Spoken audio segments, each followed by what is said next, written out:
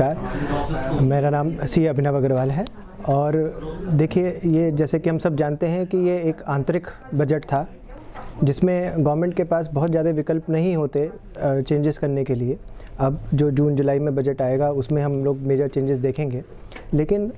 ये तो सराहना करनी पड़ेगी कि पिछले 5 सालों में जो इनकम टैक्स का टैक्स बेस है वो लगभग दुगना हो गया है। मैं अगर आंकड़ों में आपके सामने बात करूं तो पहले जो 3.79 करोड़ लोग ही टैक्स रिटर्न्स भरते थे, आज की डेट में वो 6.85 करोड़ लोग टैक्स रिटर्न्स को भर रहे हैं, जो एक सरकार के लिए बड़ी उपलब्धि है।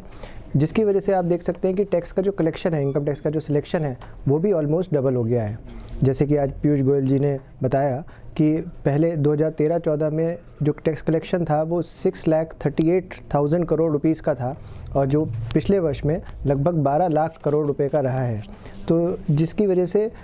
एक अच्छा अमाउंट गवर्नमेंट के पास आता है, और जिसकी वजह से जो फिस्कल डेफिसिट है, हमारा रेवेन्यू डेफिसिट है, उसमें लगातार गवर्नमेंट कमी करने की प्रयास कर रही है। देखिए, जैसे कि हम जानते हैं कि गवर्नमेंट जो अपना पूरा एक्सपेंडिचर करती है, जो लगभग 22 से 24 लाख करोड़ रुपए के बीच में बैठता है, तो वो पूरी जनता के ऊपर कर रही है, पूरे देशवासियों के ऊपर कर रही है। लेकिन जो लोग टैक्स दे रहे हैं वो बहुत कम है। तो गवर्नमेंट ये चाहती है कि उसका टैक्स बेस निरंतर बढ़ता रहे, ताकि ज़्यादा से ज़्यादा लोग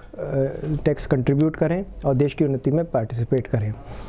जो मेजर टैक्स रिलीफ इस साल दिया गया है, जैसे कि आप सब जानते ही हैं, वो 5 लाख रुपए का है कि 5 लाख रुपए तक की आमदनी वाले लोगों को अब कोई टैक्स नहीं देना।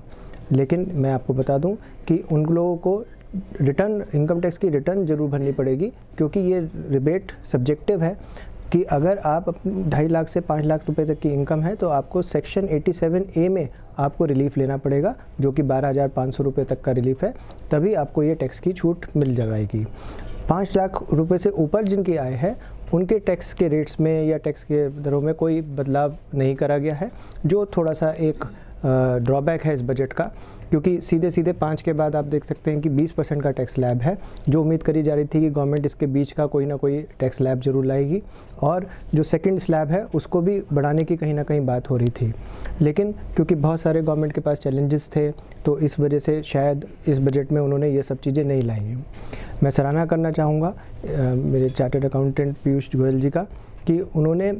टैक्स पेयर्स, जितने भी टैक्स पेयर्स हैं, उनका धन्यवाद रखा कि गवर्नमेंट की जो टैक्स कलेक्शन की फिगर्स हैं वो सिर्फ टैक्स पेयर्स के कंट्रीब्यूशन की वजह से ही आती हैं, और उन्होंने सारे टैक्स पेयर्स को थैंक यू बोला, और उसके बाद ही इन रिबेटों का ऐलान करा। बजट में कुछ और जैसे TDS के से रिलेटेड भी काफ़ी सारे बदलाव करे गए हैं, और एक छूट दी गई है कि जिनका ब्याज की आमदनी है तो वो 10,000 रुपये से लेकर 40,000 रुपये तक की छूट उनको कर दी गई है, और ऐसी रेंट में 1,80,000 रुपये से बढ़ाकर 2,40,000 कर दी गई है, जो भी एक सराहनीय कदम है। लेकिन मैं समझता हूँ कि छोटे व्यापारियों के लिए और मध्यम सेक्टर के लिए भी गवर्नमेंट को कुछ इंसेंटिव स्कीम्स जरूर लानी चाहिए, ताकि वो लोग आगे उन्नति कर सकें और लार्ज स्केल के अंदर दबाव ना महसूस करें और उनके बिजनेसेस बंद ना हों। ओवरऑल मैं इस बजट को 10 में से 7 अंक देना चाहूँगा, और केवल इसी इच्छा से कि आगे आने वाला जो बजट होगा उसमें जो इस बजट की कमियां रह गई हैं वो सब कमियां उस बजट में पूरी होंगी। देखिए, सरकार ने पिछले वर्ष भी ई-असेसमेंट पे बहुत ज़्यादा जोर दिया था कि अब आगे से जितने भी केस प्रोसेस होंगे, जितनी भी रिटर्न्स प्रोसेस होंगी, वो ऑनलाइन प्रोसेस होंगी। और इस बजट में तो यहाँ तक भी ऐलान करा गया कि जितनी भी रिटर्न्स प्रोसेस होंगी वो 24 घंटे के अंदर अंदर गवर्नमेंट उन्हें प्रोसेस कर देगी, और तत्काल ही जो रिफ़ंड है अगर, तो वो रिफ़ंड भी लोगों तक पहुँच जाएगा। ये सरकार के लिए एक बहुत बड़ी उपलब्धि होगी अगर ये हो पाता है, क्योंकि नॉर्मली ये देखा जाता है कि जो रिफंड्स हैं वो 1 महीने से लेके 6 महीने तक ले लेते हैं लोगों के पास आने में। इसके अलावा ई-असेसमेंट जो गवर्नमेंट ने पिछले साल प्रोटोटाइप शुरू कर दिया गया था, उसको भी गवर्नमेंट ने कहा कि अगले 2 साल में हम